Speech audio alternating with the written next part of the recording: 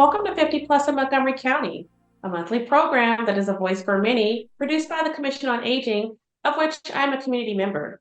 This show is insightful for people of all ages, and each episode takes a fresh look at important issues by spotlighting older adults in the community, representatives of services and programs, and activities of interest to older adults. My name is Katie Smith. It's becoming increasingly popular for older Americans to have a second act career or to find some way to continue working even after retirement.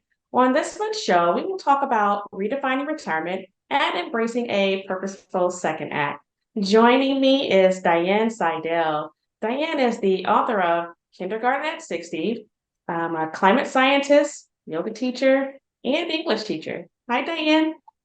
Hi, Katie. Thanks for having me on the show. Oh, I'm looking forward to speaking with you. So let's go ahead and jump right in. And to set the foundation for our conversation today, Diane, can you describe what is a second act for older adults? Well, I think a second act is basically something different from what you did before you retired. So there are people who retire and then continue working in the same field, maybe fewer hours, maybe on a volunteer basis, but kind of stay connected to their former career. In my mind, and I'm not a professional in this area, mind you, but in my mind, a second act is a shift. It's turning your attention towards something different and trying something maybe that was always of interest to you, but you didn't have time for before, or took a back seat to your other commitments, or trying something completely new, just experimenting with a whole new way of living and being in the world. Well, what should a person consider when they're choosing what to do in retirement? Well, I think there's lots of considerations, of course. Of course, if you need to be working and earning a living, that's primary consideration. But if you're retired and have more free time and are able to choose, what are your dreams? What are things that you've always wanted to do but never really were able to do? And can you do them now? And if your answer is no, you can't do them now, ask yourself why not. Is it really that you can't, or it just doesn't seem like you ought to be able to? Some things that seem more like what young people do really can be done in retirement if you learn to tweak the system a little bit and reset your thinking so that you can accommodate an expanded view of what's possible. Now, Diane, you have a very storied background, so I know that our audience will want to hear about it. Can you share a little bit? Well, I was born in Massachusetts and raised there. I now live in the DC area in Maryland, and for many years, I worked as a climate scientist at the National Oceanic and Atmospheric Administration, NOAA. I loved that work. I enjoyed working on a problem that was challenging and I thought had societal relevance as well as being scientifically interesting.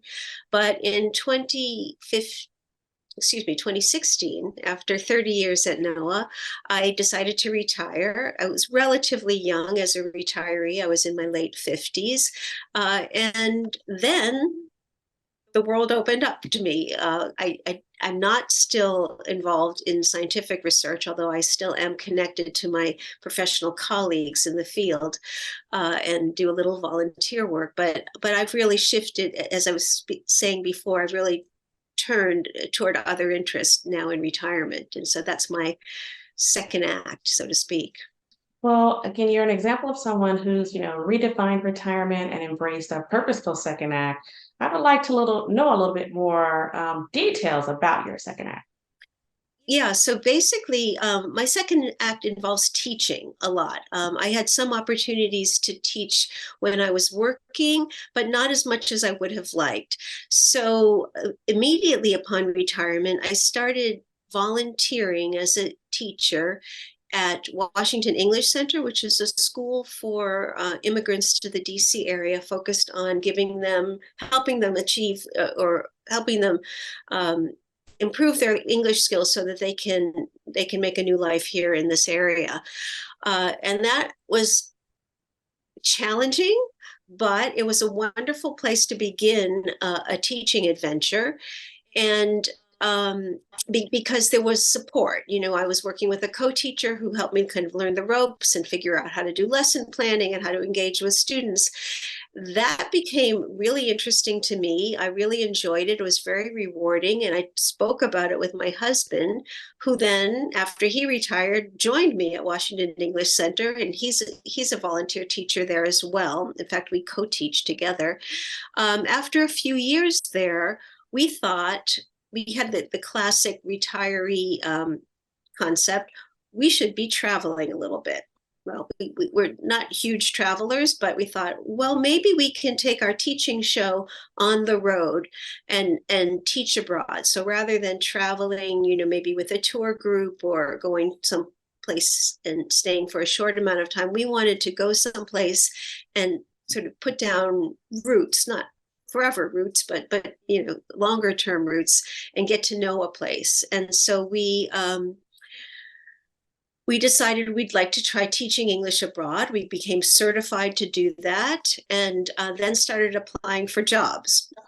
Our hope was to find teaching positions in a country with a nice temperate climate, so mid-latitude country in the world, of which there are many. And our hope was also to teach adults, because we really enjoyed teaching adults in Washington. We bumped into reality when we made our applications, which was that actually the opportunities for retirees to do that kind of work are not huge. Most of the people who do things like that, as you probably know, are much younger. They're kind of gap year, recent college grads, and long story short, we ended up in Thailand. It was the only place where we were offered a position. And long story short, we ended up in kindergarten, not teaching adults. And in Thailand, kindergarten starts at age 2.5. So really not adults, really little children. But it was an adventure, and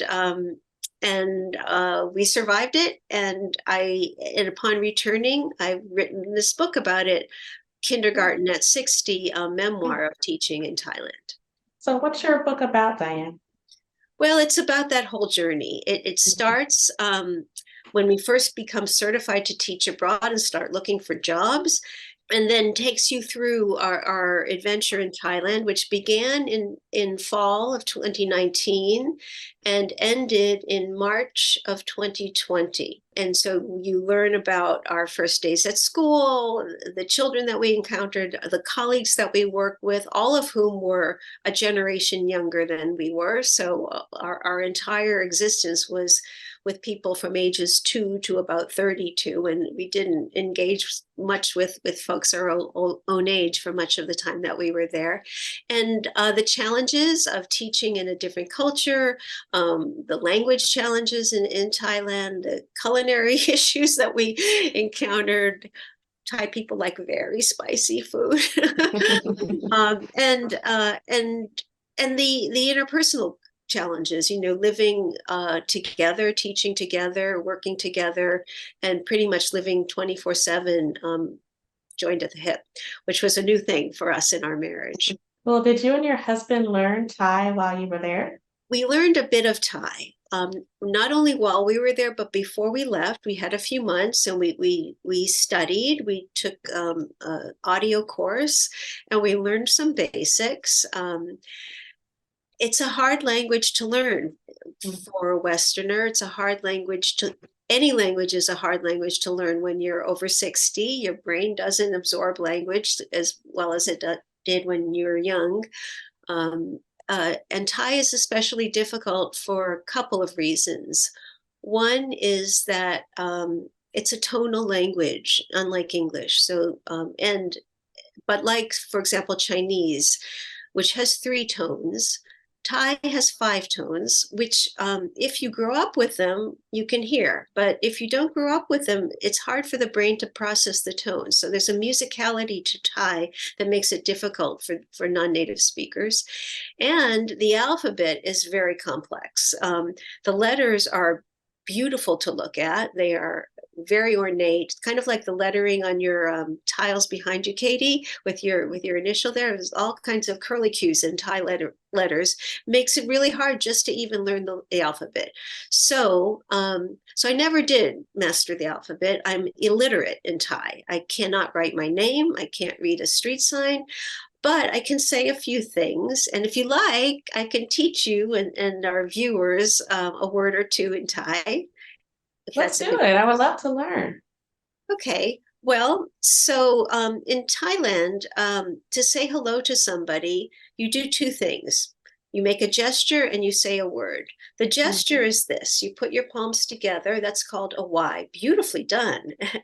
And you have those beautiful long nails that make it look very Thai, actually. So this is called a Y. And the word that you say with Y to say hello is sawati. Sawati.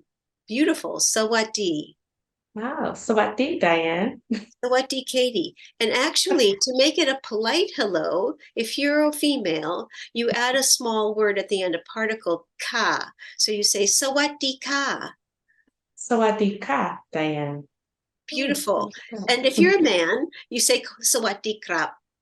And I'll just put a caveat on what I just taught you, because as I said, my Thai isn't very good and I don't have a good sense of the tones. So you might want to consult an actual Thai person to get the tonality right. Wow, that was beautiful. Sawati or Sawatika. Sawatika. And you can bow your head when you do it. Wow, Sawatika. I like that.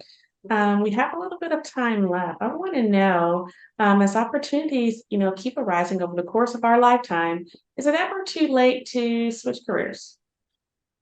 To switch careers? I think if you're not happy in what you're doing, it's always worth evaluating whether a change is possible. Or even if you are happy, but there's something else that's always been, tickling you and urging, something that's in the back of your mind that you'd like to try, I think it's always worthwhile considering whether it's a possibility. And usually the answer is yes, if you work to make it possible. So in addition to this teaching career, I wouldn't call it a career. I'm a volunteer teacher. But as I mentioned to you, we came home from Thailand in March of 2020. The pandemic was waiting on our doorstep when we came. And that opened up a new opportunity. Of course, it was a terrible time for people all around the world, but it was a time to stay at home. And that opened up the opportunity to write about the experience in Thailand and learn about the craft of writing, and get to know people in the writing community who served as helpers and support in that writing process. So I just think that there are always opportunities if you make them. Retirement, on the other hand, for some people, retirement is a time to relax and not do anything challenging. And that's perfectly okay too, if that's what makes you happy. Yes. Well, we have about 1 minute left. How can we stay in contact with you? I know you have a website. Do you want to share that with folks? Sure. My website is just my name, www.dianseidel, DIANSEIDEL.com. And there you can learn about the book, some other writing that I've done, where I'm appearing for events, and about my English teaching, as well as my yoga teaching. We didn't touch on that, but I also do teach yoga locally. And so thanks very much for visiting the website, for viewing today. And Katie, thank you for the opportunity to speak with 50 Plus Montgomery County. Oh, we've certainly enjoyed our conversation with you, and folks, go to her website. I know you also have an upcoming webinar, and they'll be able to find that on the events tab on the website, right? Yep. If people want to book maybe group meetings with you to talk about the book, they're able to do that through the website on your contact form, right? Absolutely. I'm a big fan of book clubs. I mean, I'm myself involved in 4 different book clubs. And if your book club is interested in Kindergarten at 60, I'd love to come speak with you about your reactions to the story. Thanks again, Diane. Thank you, Katie. Bye-bye. Up next is Mr. Errol Krass. Errol is a former attorney and administrative patent judge.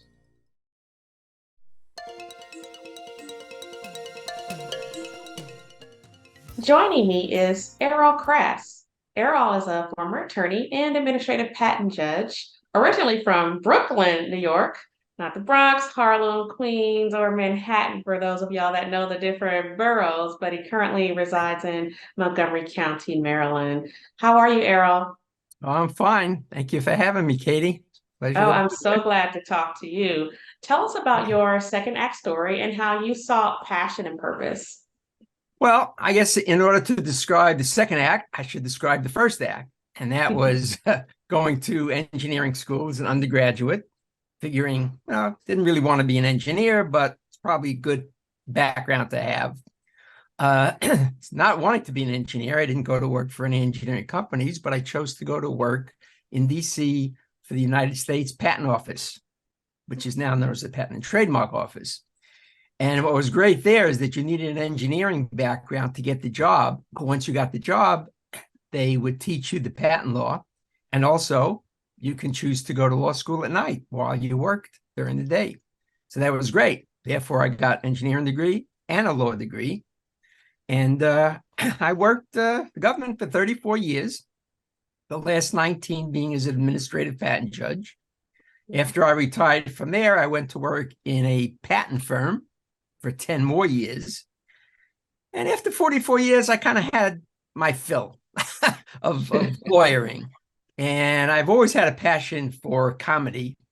And I guess it probably started when I was 4 months old, because I was on the couch with my parents and we saw the debut of the I Love Lucy show in October of 1951. And that started me, I think, in comedy. And I guess, although engineering and law are important, to me, being a judge, a lawyer, and listening to people arguing, saying, well, what they said in Smith v. Jones, and we don't, again, I'm sitting there and falling asleep. But in comedy, everything's moving, and it's really, really good. And I always liked acting. So I would try to act a little bit too. And the first time I did that was Nicole Kidman was in town filming a movie. It was called The Invasion, I believe, was wound up with the name. And they were looking for background players, and you had to send a resume. Well, what did I have? So I sent my resume. I had played the Headless Horseman in the 6th grade. My wife says, you can't send that. They don't want that. I said, you got to be honest. And that's the honest truth. I was. Anyway, they took me. And I had to play the part of an unknowing, no emotion alien, just staring straight ahead, moving wherever you go. And they took a break on set, but I didn't take the break. I wanted to stay there in character. And these 2 ladies came up to me and said, come with us. The director wants to speak to you. Thinking, uh-oh, what did I do? Going to get fired. So they brought me to the director, and he was standing there with Nicole Kidman herself. And they introduced me to both the director and Nicole.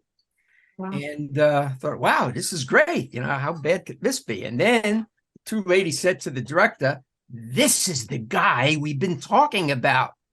I'm smiling, saying, this is great. And then they say, doesn't he have that creepy look we're looking for? Creepy look? And the director looks and he says, yes, I like that. I want him in all the scenes next to or behind Nicole. Thinking, this is good, But the rest of the 3 days on set, I was known as Creepy Krass. Trouble is, they decided to revamp the whole movie, gave it to the Coen brothers in California, and every scene I had with Nicole was cut out. But the experience was good, and that was it. And then I got on The Wire. If you remember, that show was filmed in Baltimore about the really not nice parts of Baltimore, I would say, but a great show. And because of my time on that, I was able to be waived into the Screen Actors Guild, which is great because it comes with certain advantages. And you figure, well, I'm moving up in the world in acting. But the trouble is, every one of my auditions that I've had, even if they liked me, they didn't like my Brooklyn accent. So they didn't really want me to have any speaking roles. And I'm saying, what kind of Brooklyn accent? People in Brooklyn do not have accents. Everybody else does. But didn't matter. I couldn't convince him, But so I said, you know what? I'm going to try some stand-up comedy because I've always loved comedy. I think it's just great. I even saw some of the old 1950s, 60s stand-up comics, the real old famous ones, Buddy Hackett and I don't know if you remember, there was a comedian called Myron Cohn. He was good. Shecky Green. And I always liked watching these guys. And so I said, well, let me try that. So I took some comedy classes in some well-known clubs in the DC area. And I loved it. But I guess, before I was a comic, I was actually an amateur magician. And I would just do little magic parties for kids, things like that. So one day when my daughter was 4 years old and she was in nursery school, I said, okay, I'm going to give a magic show for her entire class, entire school. And so I took her to school that morning and I'm explaining to her. I said, her name is Laura. And I said, Laura, I want you to know what's going to go on. He said, I'm going to do some tricks. I'm going to call some of your classmates. They're going to come up. We're going to do tricks. But for this one magic disappearing wand trick, I said, I'm going to need you. You're going to be my plant in the audience. We're going to hide the magic wand in the elastic of your underwear in the back. Then I'm going to make the magic wand disappear on stage. And wow, it's going to reappear. She says, okay, I can do that. I said, but one thing you have to understand, I said, I'm going to pick you out of the audience, but you have to pretend that you don't know me. Okay, so fine. So comes to the show, and it's going very well. I'm calling classmates. They're coming up. We're doing tricks and everything. Finally comes to the disappearing magic wand act. I said, I need a volunteer. And I'm looking around. I said, that girl right over there. Of course, it's my daughter. So she comes walking up to the stage, smiling. As she gets to the stage, she's facing me. I said, now, what's your name? She says, Laura. I said, all right, that's great. Now, Laura, we've never met before, right? And she's got her back to the audience, and she gives me that knowing wink.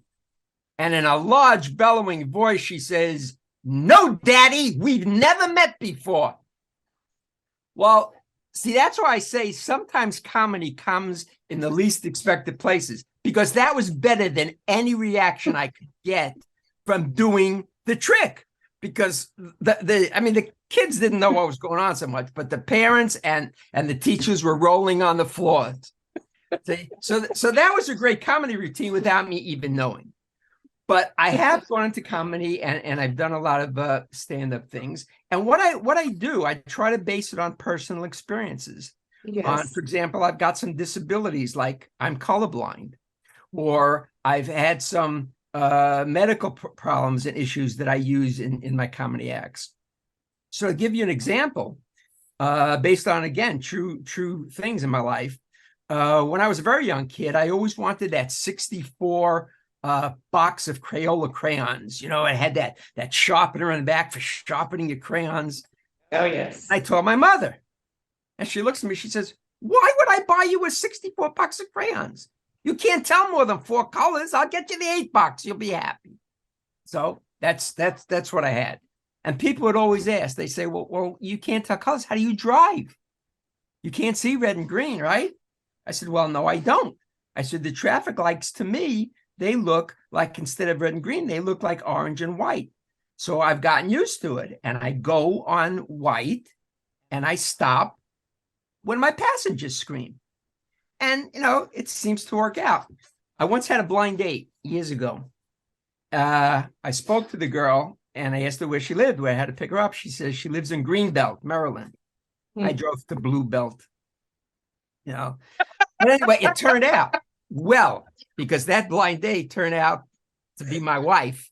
And this year we're married 49 years. Congratulations. Well, thank you. Thank you. And people always say, well, how do you stay married for so long, 49 years? I said, it's very simple. Here's what you got to do. I said, you just have to be in love, madly in love with the same woman. for 49 years. And the other thing is to make sure that your wife never meets that woman. So it works. In fact, I remember you're my best audience, Kate. Errol, you are, I must say, a comedian's comedian. I have totally appreciated this impromptu comedy show. Now, at what age did you start your second act? This is very entertaining. I started, I guess, my stand-up comedy actually at age 66 or thereabouts on that. But I've actually had lots of, I guess, what you'd call second acts. And a lot of those second acts actually occurred while I was performing my first act, while I was still a lawyer and all that. And some of those things, like I said before, I was an amateur magician doing some shows and office holiday parties. Sometimes I would do it, wherever I would work. I earned a black belt at age 48. And then I was actually teaching the martial arts every once in a while. And that acting, like with Nicole Kidman I told you about, that I started at age 54. So I've had a lot of second acts at different ages. But as far as the comedy, which is what I love, I was pretty much up there at 66. I'd say, the comedy is your best act yet. Well, what about the person, Errol, who says, can I really make a pivot at my age? What would you say to that person? I would say you could make the pivot at any age. It all depends on your desire, I think, and your willingness to do it. I mean, sometimes you got to push yourself to do it. For example, even doing comedy, a lot of people say, well, I can't do that. How can I get up on stage with all these people and, stage fright? Well, again, a lot of people have that. I don't. That's where I'm my best, on stage. Maybe I'm a little nervous before, but once you're on, it goes. But I would just say, you just have to, push yourself a little bit more. Put yourself in positions that might not be comfortable to you, or maybe they would be.